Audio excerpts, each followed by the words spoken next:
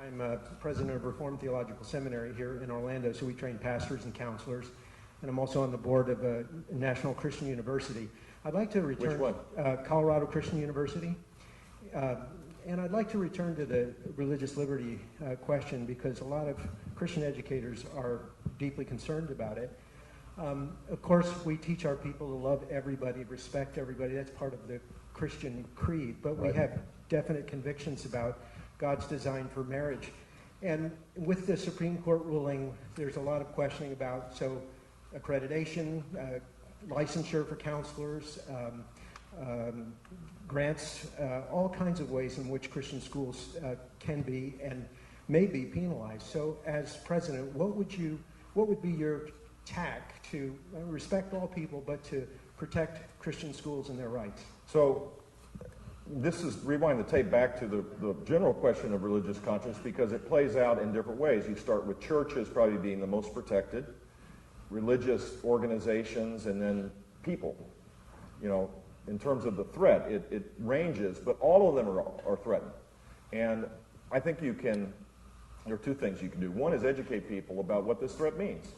That if you can only have a religious view in your home, or if you're allowed to go to church and you do it there, that's not the full expression of one's faith. I mean, all the teachings are, a Christian faith is an active faith. It's not a passive faith. It's you act on your sense of consciousness. You don't passively say, well, this is what I believe.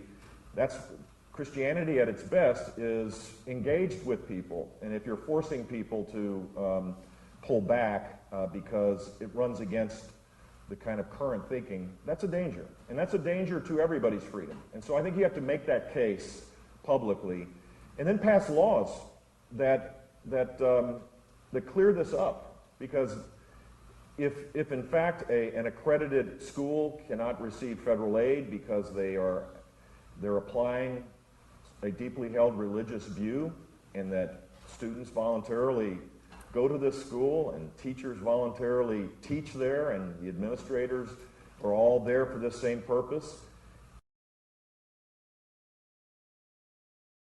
there has to be a protection for that.